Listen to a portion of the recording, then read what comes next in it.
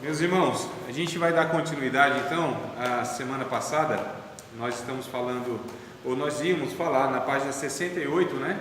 E aí acabou que a gente foi se encaminhando para outros pontos do discipulado. Então hoje eu quero aqui abordar o que está na página 68 e 69, tá? Fazer discípulos não meramente convertidos. A gente vai falar, na verdade, amados, a gente vai repetir algumas coisas que já estamos falando. Paz, amados, página 68, viu? Já chega assim pegando o texto. Nós vamos... Que bom, coisa boa. Hashtag fica a dica da irmã Tainara para todos, né? Todos devem ler aí o conteúdo. Inclusive a proposta é essa, que vocês leiam e que tragam essas dúvidas de vocês, né? E as perguntas, questões, e coloca aqui, a gente vai trabalhando elas então. Então, meus queridos, nós vamos falar sobre fazer discípulos não meramente convertidos.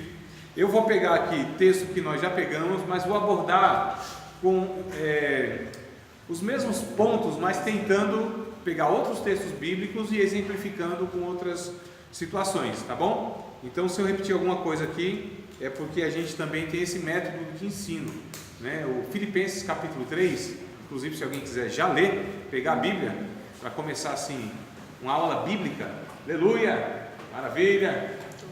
Então, Filipenses capítulo 3, versículo de número 1, olha o que Paulo, ele diz aí a respeito da importância de estar repetindo aquilo que já foi dito, porque na verdade, irmãos, a maioria, acredito, a maioria ou todos vocês já sabe um monte de coisa, já sabe Bíblia. É o inimigo. O inimigo. Esse inimigo, ele às vezes tem um nome assim, até esquisito, positron. Ó, isso é cão. Não é não? Diz que é o melhor, mas o nome já não. Mas vamos lá, amados. Então, o texto vai dizer, Paulo, ele disse que ele não se importava de dizer as mesmas coisas para os crentes lá na cidade de Filipos, porque isso era segurança para eles, né? Ou seja, Paulo não estava falando algo que era novo, que já não tinha falado. Paulo estava reiterando, ele estava, na verdade, repetindo aquilo que eles já sabiam. Mas nós precisamos disso, irmãos, de sermos lembrados diariamente. É o que a gente vai falar sobre a necessidade de um discipulado que seja diário, contínuo. Na vida cristã, na vida espiritual e na própria vida, é necessário manutenção em tudo, porque tudo neste mundo, nessa condição de existência que nós vivemos, tudo que vocês imaginarem, precisa de uma manutenção, porque tudo se desfaz, né? Tem uma lei da física muito interessante chamado de entropia, se não me engano esse é o nome, entropia. Aquilo que é deixado sem você colocar a mão, deixa isso aqui, ó, do jeito que está essa mesa daqui, do jeito que está aqui, volta daqui um ano, ela não vai estar assim. A tendência é que ela se desarrume, a tendência é que esteja aqui de uma maneira desorganizada, mesmo que ninguém mexeu. Mas há uma lei no universo, há uma realidade na nossa vida, na existência, e principalmente nessa existência que o pecado entrou, que tudo se deteriora. A gente chama isso de corrupção. Então o que é corrupção? Senão a deteriorização, ou seja, vai se desfazendo. Eu acho que um dos melhores exemplos, mais fácil para a gente entender, é o ferro. O ferro, quando a ferrugem começa, né, a corroer, então aquilo vai se deteriorando, vai perdendo a essência do ferro, vai se desmanchando a ponto daquilo sumir. Não é isso que acontece, varão? No ferro, tu que trabalha aí com ferro, com os metais e tal. Então, aquele material sólido, inclusive, há um agente, eu não sei nem como que fala, mas há um elemento lá que vai corrompendo aquilo, vai tirando a essência a ponto de se desfazer. Então, se você não tem uma manutenção, se você não tem uma ação preventiva, não só corretiva, aquilo vai se desfazer. Na vida espiritual é a mesma coisa, na vida conjugal é assim, né? Então tudo precisa dessa manutenção. Então na vida espiritual nós precisamos todos os dias, amados, todos os dias, temos uma relação com o Espírito Santo. Todos os dias olharmos no espelho e fazer uma avaliação nossa, todos os dias mesmo. É por isso que nós vamos pegar Lucas, capítulo de número 9, porque traz essa expressão. Opa. Lucas, capítulo de número 9, nós já pegamos esse texto, mas vamos pegar no todo.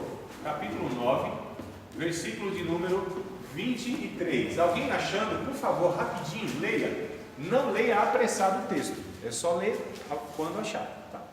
Fala rapidinho, achou, leia. Disse ele à multidão: se alguém quer ser meu seguidor, negue-se a si mesmo, tome diariamente sua cruz e siga-me.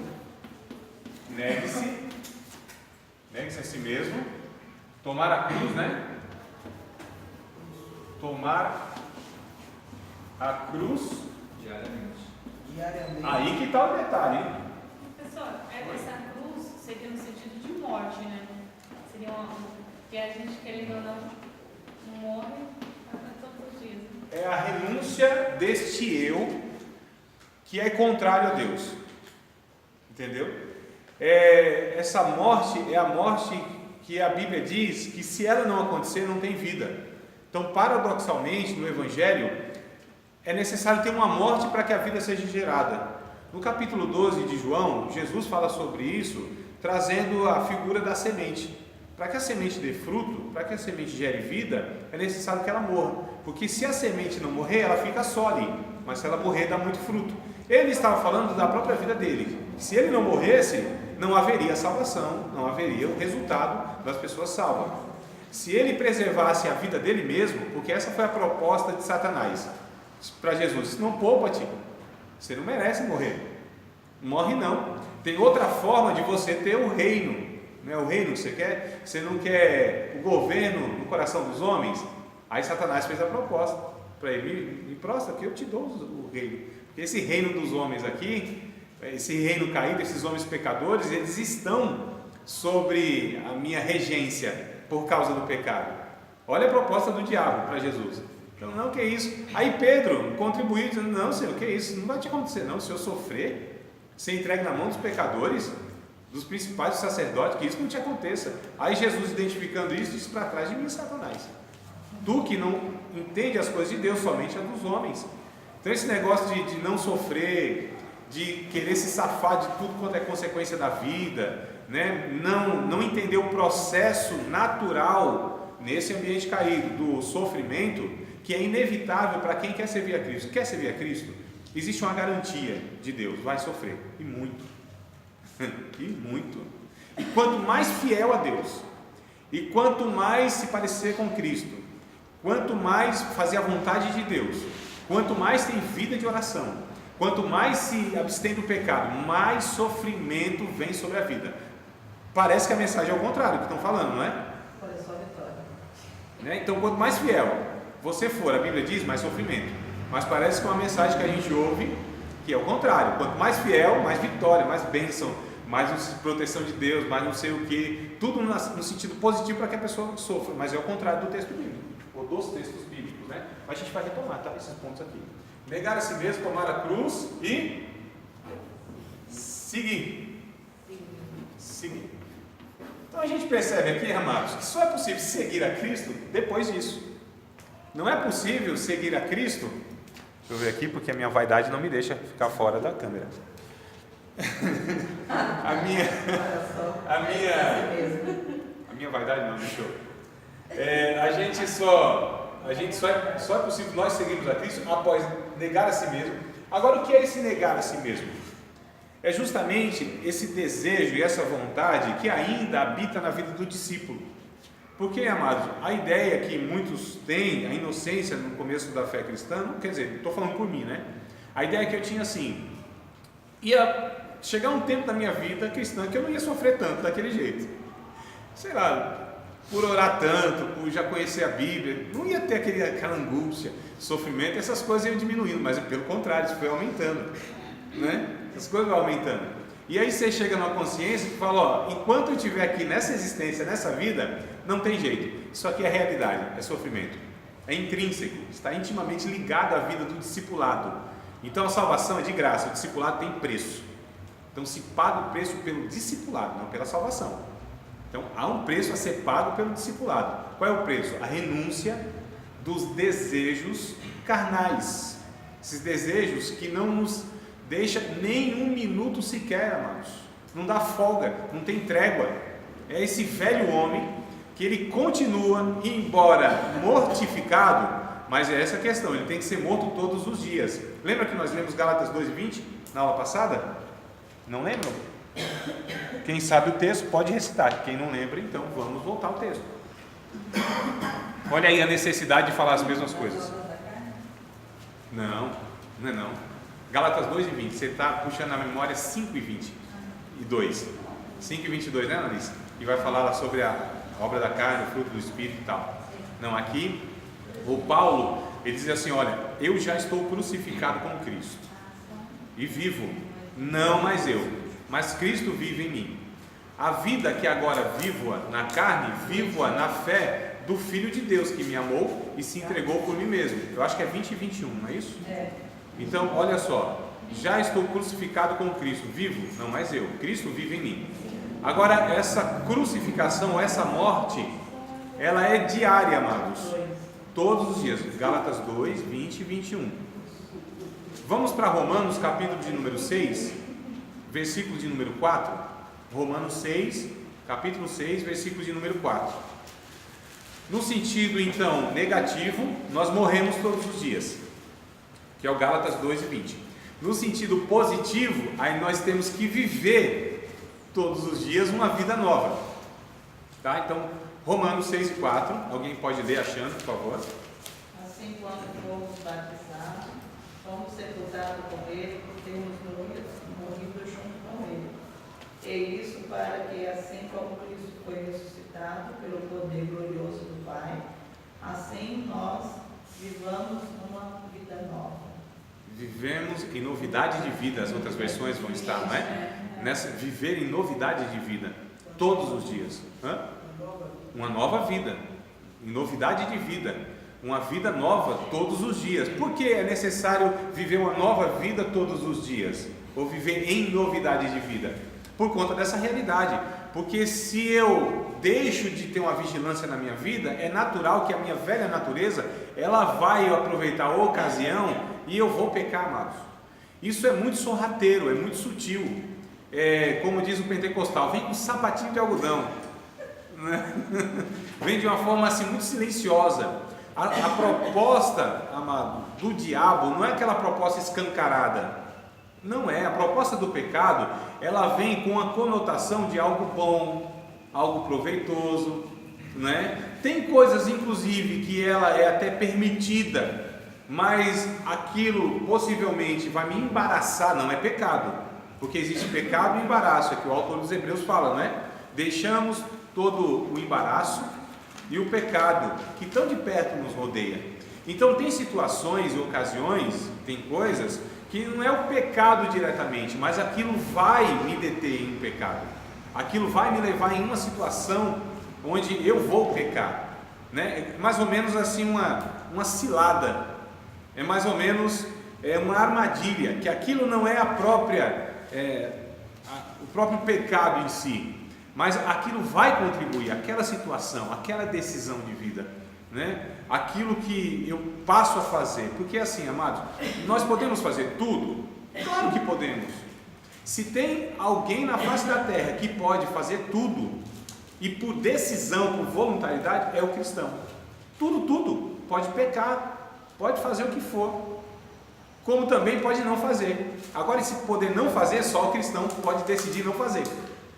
Porque o que é liberdade? Alguns pensam que liberdade é fazer o que se quer, mas a Bíblia nos ensina que liberdade é fazer o que se deve fazer, né? Então tem coisas que eu quero e não posso, posso e não devo e não quero, entendeu? Tem coisas que eu quero, não posso, não devo e não quero. Quando a gente reúne aquilo que a gente quer, pode e deve, é a vontade de Deus. Tem coisa que eu quero, mas não posso. Eu posso, mas não devo. Devo, mas não quero. Quando a gente reúne a vontade, que é aquilo que a gente é o desejo, mas também é aquilo que a gente pode, é aquilo que a gente deve, então essa vontade, ela é ética, ela é moral, ela é boa. O Romanos capítulo 12 vai dizer que essa vontade é de Deus, que é boa, que é agradável e que é perfeita. Tudo que Deus quer, tudo que Deus faz é o que Ele quer e deseja. Também aquilo que Ele pode e aquilo que Ele deve. A vontade de Deus jamais pode ser uma vontade contrária àquilo que Ele estabelece. Então tudo que Deus faz é bom. Tudo que Deus criou é bom. Ao contrário de nós, que até antes do pecado nós tínhamos essa vontade. Tudo o que o homem fazia era o que ele queria, era o que ele podia e era o que ele devia. Depois que entra o pecado, ele começa agora a ter o desejo. Às vezes não poder, e aí tem um jeito para ele poder fazer aquilo que ele quer, que nem sempre é o que deve, e quase sempre é o que não deve. Não precisa ninguém ensinar ninguém a fazer as coisas erradas. Parece que vem um chip na criança. Não é verdade? A gente não é ensinado, não é instruído. Não tem uma classe, vamos ensinar a pecar. Não precisa.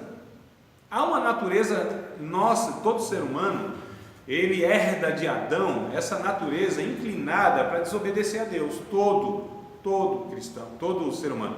O cristão, quando ele aceita Cristo, ele passa a ter uma nova natureza. Mas isso não quer dizer que a antiga, a velha natureza, o velho homem que a Bíblia diz, esse homem que vive contrário, e a vontade, porque o velho homem, ele não se converte jamais. É impossível que o velho homem se converta, é impossível. Isso não tem possibilidade. O velho homem não se converte. A Bíblia diz que a gente tem que fazer o que com o velho homem? Tem que crucificá-lo, matá-lo e sepultá-lo. Olha só ações radicais. O velho homem se crucifica, se mata, sepulta e fica vigiando se ele não vai levantar do túmulo. Não é? De vez em quando a mãozinha levanta, de vez em quando desperta a audição desse defunto que está meio morto, de vez em quando os olhos se abrem, de vez em quando a boca fala, de vez em quando o coração desse velho homem ele quer fazer alguma coisa, porque ele ainda não está definitivamente morto, ainda não foi vencido esse embate. Aí sim a gente vai para Gálatas capítulo 5, versos 16 e 17. Eu acho que já li, mas vamos retomar para a gente entender aqui esses processos e essa necessidade diária de conversão, né? E aí não basta uma pessoa levantar a mãozinha no culto, né, deixar lá da cachaça, da prostituição, do roubo, da mentira e vir para a igreja e ter toda aquela... O convertido não é salvo necessariamente, amados. Tá certo? O convertido não é um discípulo de Jesus necessariamente, porque o discipulado é a mesma coisa do que uma criança que ela vai crescendo, se desenvolvendo. Na biologia é natural, não é? Agora, na moral, nos valores da criança, isso precisa ser trabalhado, ensinado. Então é a mesma coisa na vida do cristão. Ele pode ser liberto lá do poder do pecado, que levava ele de uma forma escravizante a ele cometer tudo quanto é coisa ruim, né? Então foi liberto, quebrou as algemas. O Satanás já não tem aquela autoridade sobre a sua vida, já não domina mais a sua mente e o seu coração, foi liberto. O Espírito Santo lhe mostrou o Evangelho, um senhorio maior. Mas isso não quer dizer que ele vai no automático agora. Se ele não for conduzido pelo Espírito Santo no processo chamado de santificação, nesse processo a finalidade é levar essa pessoa a se parecer com Cristo, essa pessoa ainda, mesmo tendo o Espírito Santo, ela pode viver uma vida carnal na igreja. E olha como é um negócio contraditório para nós pentecostais. A igreja que era mais pentecostal no Novo Testamento era mais carnal. Tinha os cultos, irmão, fogo puro. Profecia tinha naquele, não faltava, era tanta profecia que Paulo disse assim, ó, vocês se organizem, porque o culto não é só profecia não, meu povo. Quando um fala, o outro se cala, né? 2 ou 3 aí, sei que vocês têm revelação e tal, língua estranha, tem cura. Lá tinha dom de ciência da palavra, dom da sabedoria da palavra, os dons de curar, o dom de profecia, o dom de línguas, variedade de línguas, o dom de interpretação, o dom da ciência, o dom da fé, o dom de maravilha. Era assim uma ostentação dos dons espirituais, a igreja de Corinto. Mas é a igreja que Paulo fala assim, vocês são carnais, Eu não posso falar com vocês como pessoas espirituais. Porque havendo entre vós a dissensão, contenda, mexerico, partidarismo, vocês não andam segundo os homens, vocês precisam de leitinho. Vocês precisam do básico do Evangelho, vocês são carnais, contendeiro. Eu quero Paulo, eu quero Apolo, eu quero. Vai fulano pregar, eu não vou, não quero, não gosto. Se é fulano que está em direção, eu não participo, não saio de casa, não contribuo. Então era mais ou menos esse naipe. A igreja, né? Vocês estão identificando? Já presenciaram isso em algum lugar? Revelação pura, diga. Eu já vi isso. Então, amados, olha só. A gente percebe então que é possível viver uma vida de uma forma carnal, mesmo tendo o Espírito Santo na sua vida. É possível que seja salvo? Eu não entro nesse mérito, que é só Deus que sabe essas coisas. Agora, se for salvo, vive uma vida muito mal. Foi salvo do inferno condenatório. Se a pessoa morrer ali, talvez não, né? Porque Jesus foi lá e alcançou, libertou, justificou e tal, deu o selo do Espírito. Se morrer ali, meio daquele jeito, talvez é salvo. Então foi salvo do inferno condenatório, não vai mais. Mas vive o inferno existencial. Nunca experimenta do poder do Evangelho, que traz na pessoa as características de Cristo, que traz paz no coração, que traz uma vida onde essa pessoa se sacrifica pelos outros. Eu ia perguntar quem está jogando hoje, mas vai que alguém é tentado aí. Gálatas 5:22, para a gente voltar nessa questão. O que é de fato, então, amados, essa ação do Evangelho, do Espírito Santo, na vida dessa pessoa que agora foi alcançada com a mensagem do Evangelho. É por isso que eu disse, eu não sei se vocês leram lá no grupo, mas eu coloquei lá que a pregação não é suficiente para fazer um discípulo. Pregação não é suficiente. 5:22. Pela pregação se toma o conhecimento de que a pessoa é pecadora e que existe o Salvador, é Cristo. Ótimo, aqui é a porta da entrada.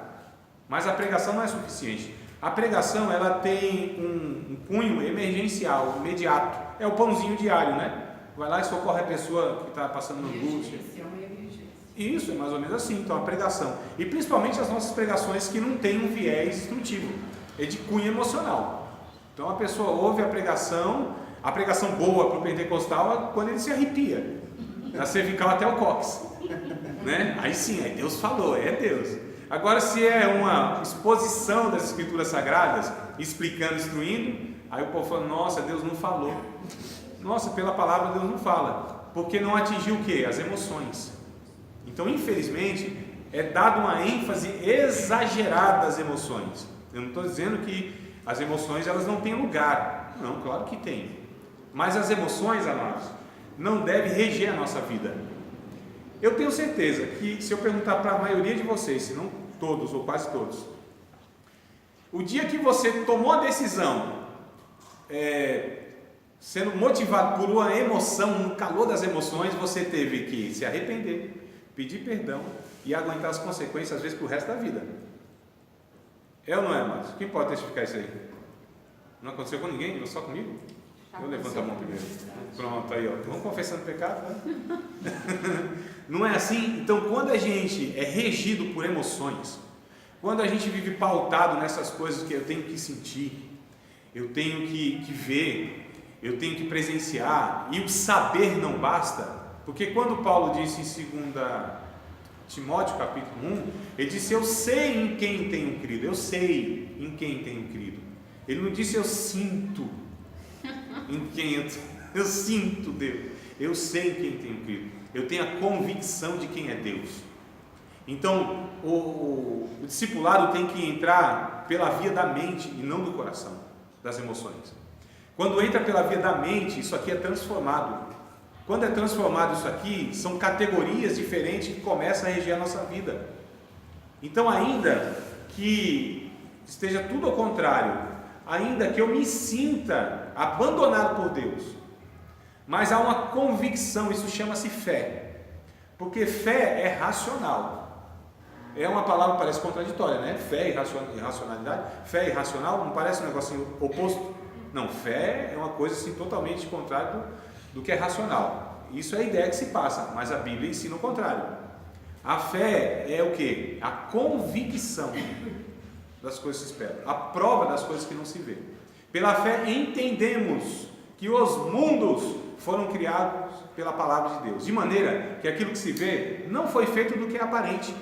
Então, fé, amados, na Bíblia é convicção, não é fideísmo. Porque o que é fideísmo? Não precisa de prova, não precisa de explicação.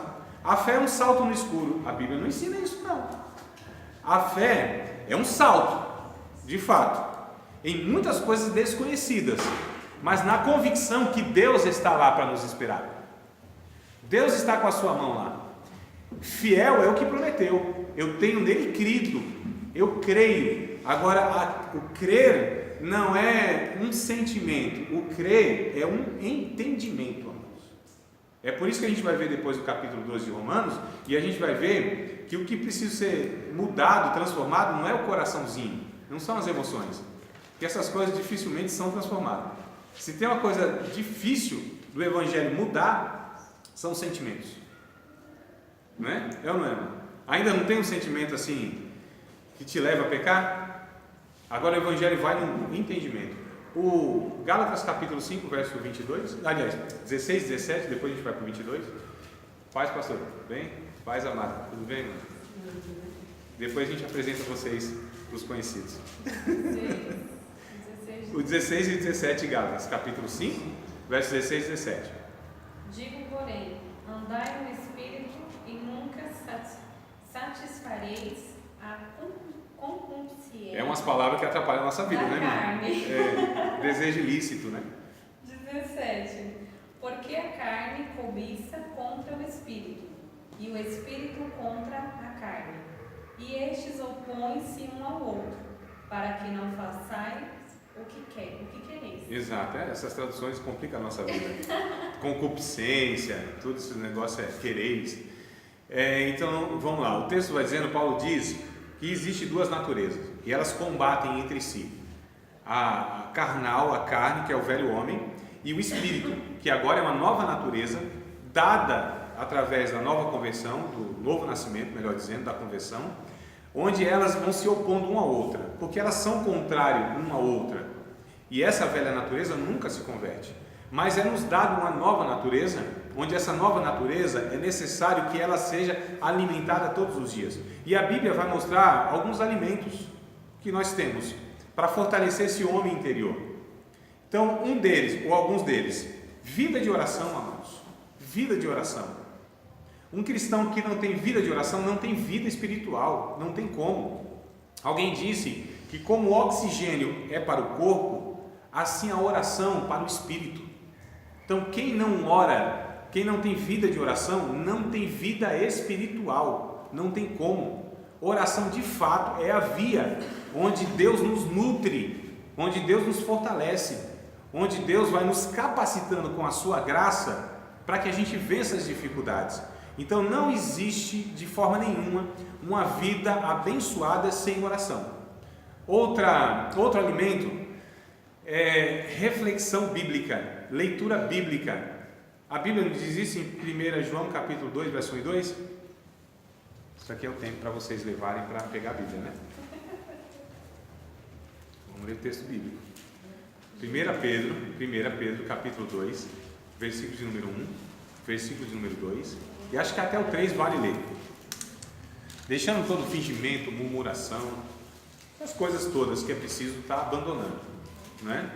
O verso 2 vai dizer assim: desejai ardentemente, ou afetuosamente, dependendo da versão, ardentemente, o leite racional. 1 Pedro capítulo 2, verso 1, 2, acho que até o 3, Marquinhos, vou ler também.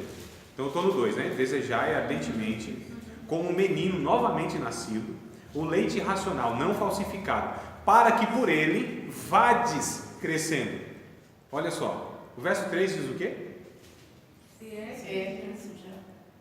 Já provastes. Vocês combinaram? Cada um lê um pedacinho?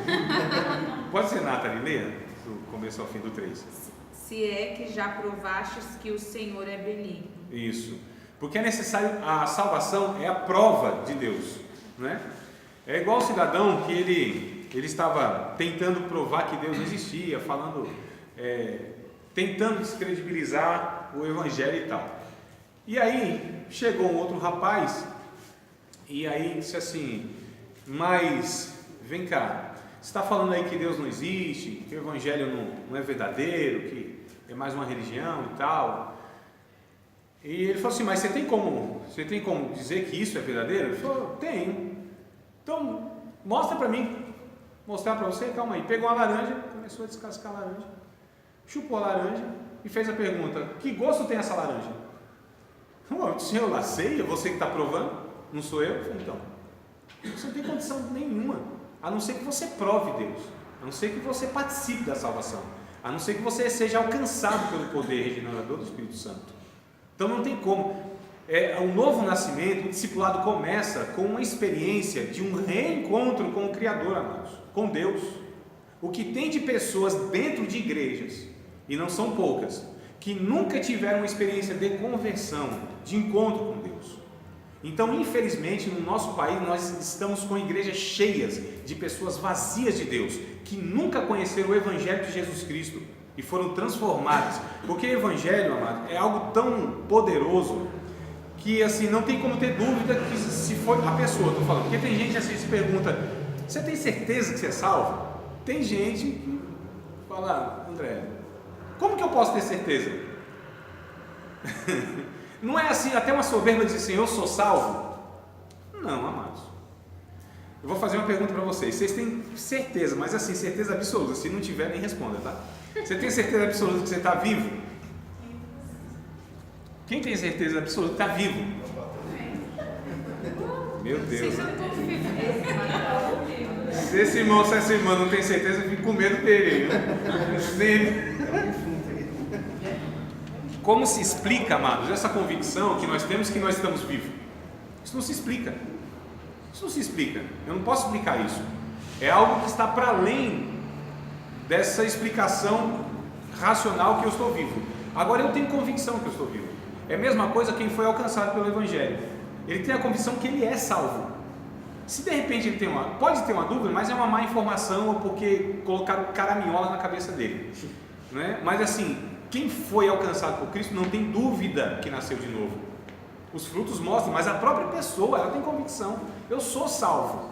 Primeiro, que eu não acredito que a minha salvação está pautada naquilo que eu faço, não é nos meus méritos. Então eu não falo: eu sou salvo porque eu vivo assim ou assado. Não, eu sou salvo porque Jesus me encontrou e transformou a minha vida. Inclusive, não só os pensamentos, mas eu tenho vontades que não podem ser geradas pela uma velha natureza. Porque nada que venha do velho homem pode agradar a Deus, disse Paulo no capítulo de número 8 de Romanos, é inclinado para desagradar a Deus. Então a gente percebe esse combate, onde um quer fazer o que o outro não quer, ou seja, o velho homem e o espírito, né, o novo nascido. A gente percebe então que essa é uma realidade que a gente vai enfrentar o resto da vida, né? Essa questão assim que não, batizou, foi batizado no Espírito Santo, conhece a Bíblia, não sei o que, está resolvido, está nada. Se a gente descuida na carreira cristã, um só segundo, amados, de uma vida de vigilância, a gente pode pôr tudo a perder. Quantos homens e mulheres de Deus, referência de fé, né? Referência de fidelidade, descuidar um segundo assim, acabou a vida, destruiu o casamento, destruiu o ministério. Diga, Mara. Sim, e no caso assim, né, a gente fala uma vida toda, né, aceitamos Jesus e vai se discipulando, tal.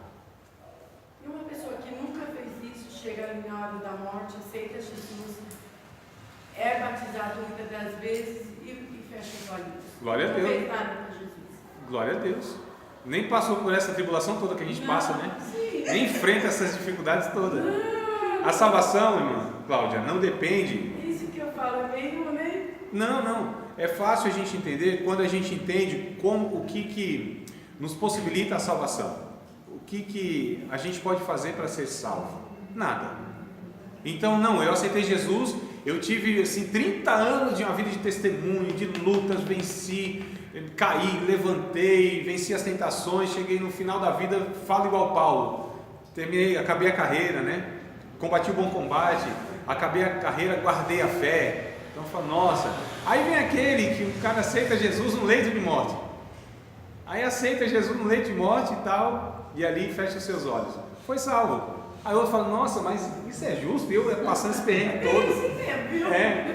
Aí tem uma parábola que Jesus conta, mais ou menos, que dá para a gente aplicar nisso, que o cidadão foi convidado, disse assim, vem trabalhar na vinha? Vou, na primeira hora do dia, trabalhou, acho que 9 da manhã, meio-dia chamou outro camarada, né? Lá no final da tarde, faltando 1 hora para acabar o expediente, chama mais um lá. Combinou o primeiro lá um dinheiro, falou, ó, que é o salário do dia, o cara trabalhou, aí ele falou, pronto, viu os dois e o último sendo pago, né? Com um valor que inclusive foi combinado lá atrás, ele falou, não, se esse trabalhou 1 hora e recebeu isso, então eu vou receber muito mais. Aí paga para o segundo também a mesma coisa, paga para ele a mesma coisa, ele ficou indignado, como que pode, senhor? Eu sofri o calor do dia, o dia todo, e esse vem trabalhar 1 hora só e ganha a mesma coisa do que eu? Aí diz assim, ô cidadão, eu não combinei com você isso aqui, eu não estou cumprindo? Por que o teu olho é mau porque eu sou bom? E que você não sofreu isso e esse eu preservei do sofrimento? Então, na verdade, a gente vê mais a maldade do homem e não enxerga a bondade de Deus. E a gente tem esse senso de justificação, onde eu tenho justiça própria, né? É igual Pedro, lá no finalzinho do capítulo, final do livro de João, acho que é capítulo 21, não é? Que acaba, capítulo 21, do Evangelho de João. Porque Pedro, Jesus falou para Pedro assim, Pedro, ó, quando tu fores velho, vão te levar para um lugar que você não quer, vão fazer o que você não quer, né? Vai sofrer. E ele falou, tá bom, Jesus, mas esse aqui vai ser o que dele? Oh meu Deus do céu, se preocupa com a vida do outro. Porque esse aqui não. E se eu não quero que ele morra? Vai, faz a tua caminhada cristã, Jesus disse. Vai cumprir aquilo que eu te falei. Deixa o outro. Até se criou aí uma conversa que João nem ia morrer, né?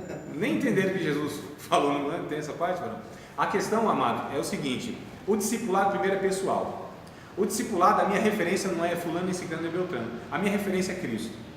A minha referência como discipulado é aquilo que Jesus começou e nós somos convidados a continuar. Esse sofrimento que Jesus iniciou na cruz do Calvário. Então, é pessoal. Primeiro, o discipulado é pessoal. O relacionamento é pessoal. Eu comecei a falar, acabei não concluindo.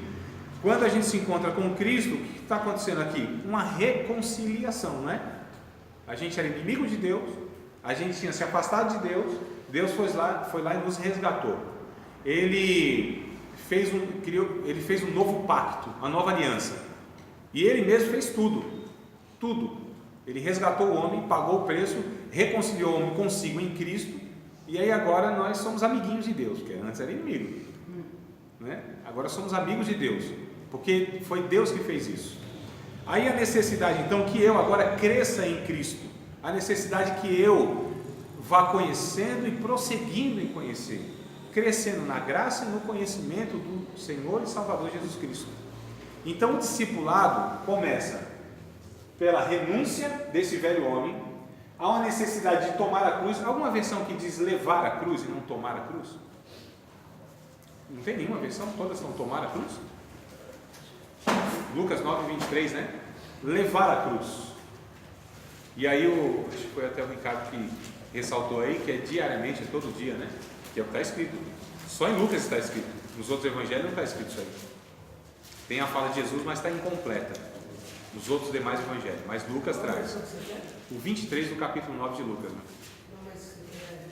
O tomar a cruz ou levar a cruz? Tem levar a cruz? Essa é a nova versão transformadora agora.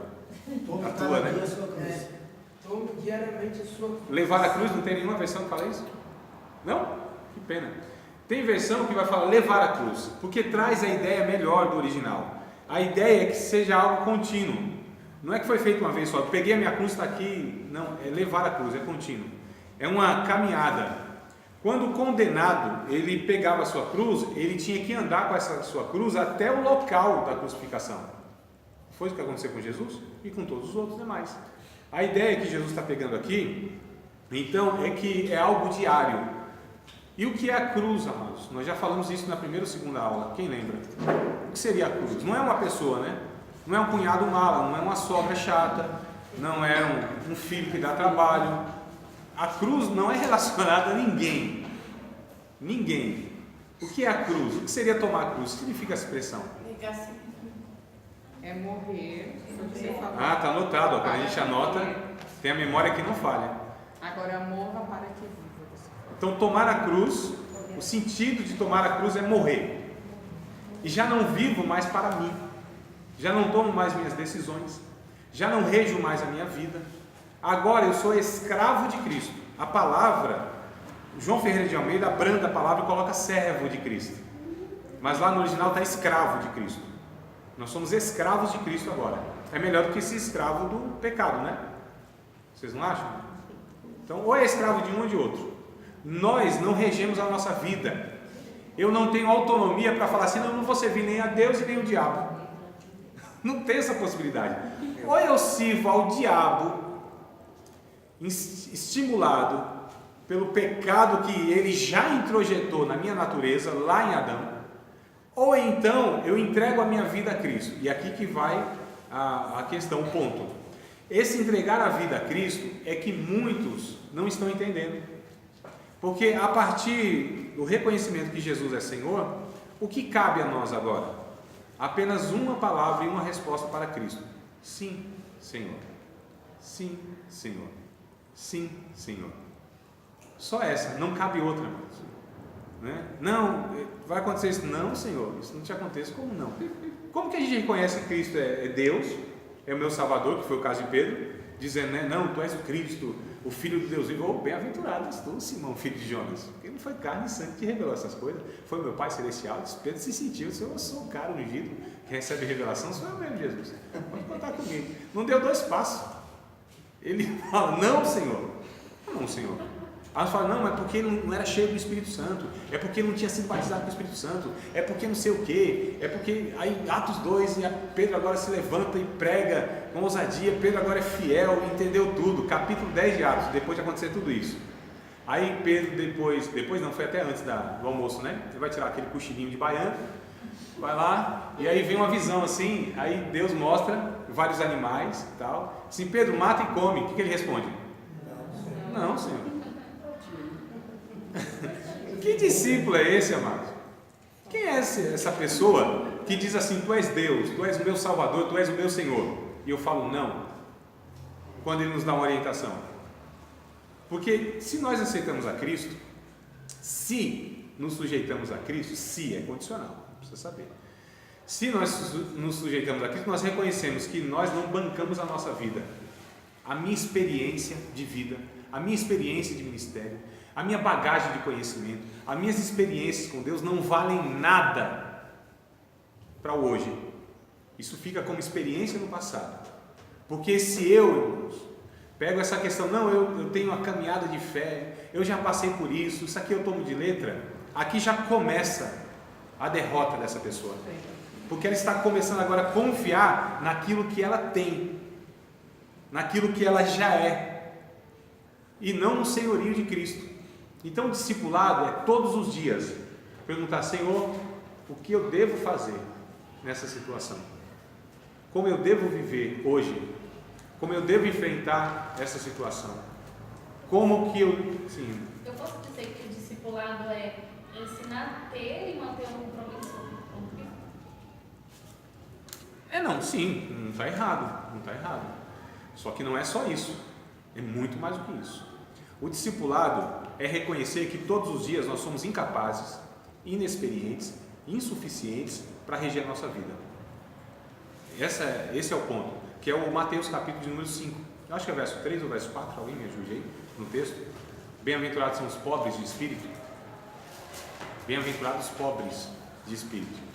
A ideia aí de pobre não tem nada a ver com situação econômica, tá? Não tem virtude nenhuma na miséria, na pobreza, de contar moedinha no final do mês. Não tem virtude nenhuma, né? Não é isso que Jesus está falando, que é bem feliz são os pobres economicamente falando, não é isso?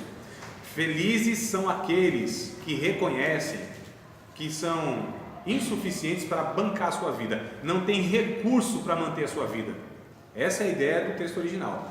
Felizes são os pobres, aqueles que reconhecem que dependem de Deus. Martinho Lutero ele disse assim, nós somos como mendigos vivendo das esmolas de Deus, no sentido existencial, porque se Deus não nos sustentar na vida, mano, da onde que a gente tira o oxigênio? A inteligência, a força física, de onde? Se não é Deus que vai dando essas coisas, se não é Deus que é o mantenedor da vida, o Criador, o mantenedor e o resgatador da vida. Então esse é o sentido. Eu sou incapaz, eu não banco, eu reconheci que eu quebrei como ser humano, eu fali nessa empresa, tinha uma sociedade, eu e o diabo, né? Eu fali nisso. Agora é sob uma nova direção. Quem que deve reger a minha vida? É o Espírito Santo, amados. Quem que deve conduzir a minha vida? É Deus. Como que Ele faz isso? Através da sua palavra. É por isso que crente que não conhece Deus, pelo ensino da palavra, dificilmente vai viver uma vida abençoada. Não tem como. É impossível. Não se vive por intuição. Se vive por entendimento da vontade de Deus, que está revelado apenas nas Escrituras.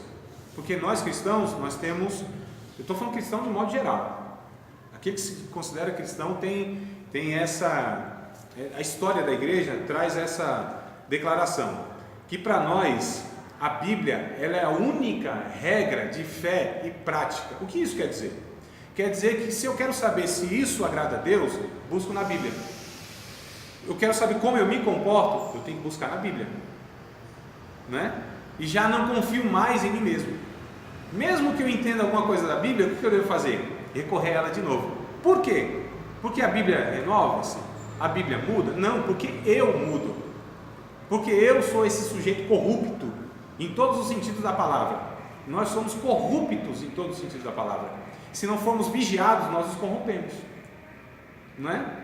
Se a palavra não vai nos alertando diariamente, a gente se corrompe, não percebe.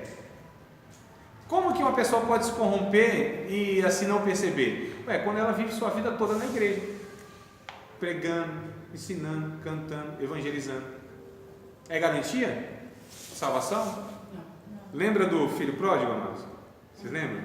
Filho pródigo, desgraçado, promíscuo, aquele rebelde, aquele que abandonou a igreja, aquele que foi para longe, gastou, disse para o pai: o senhor para mim está morto, por isso que ele pediu herança. O senhor para mim pode morrer, eu quero minha herança. A gente vê e prega. Quantas mensagens tem sobre o filho pródigo? Um monte, né? Agora, quantas vezes a gente prega sobre o irmão mais velho do filho pródigo? Quase nenhum. E quem é o filho mais velho o irmão mais velho do filho pródigo? Aquele que nunca saiu da casa do pai, aquele que auto se justifica, aquele que diz: Senhor, nunca transgredi uma das tuas leis. Aquele: Senhor, nunca te abandonei, estou aqui dentro. É aquele que segue à risca, religiosamente, tudo que a religião fala. Mas qual era a condição dele? Eternamente perdido dentro da casa do Pai. Que garantia nós temos? Nenhuma, amados, a não ser que a gente viva todos os dias olhando para a cruz de Cristo, ouvindo Deus pela sua palavra, se sujeitando ao governo de Deus nas nossas vidas todos os dias, senão a gente se perde no caminho. Ninguém é autossuficiente, nem chega a ser em momento nenhum da vida. Então aquele que passa a depender de si e esquece Cristo, ele pode fazer um monte de coisa que a religião aprova, que as pessoas aprovam, mas muitas vezes Jesus, está longe, está batendo na porta. Eis que estou à porta e bato. Se ouvir a minha voz, abrir a porta, eu vou entrar, vai ter uma ceia abençoada.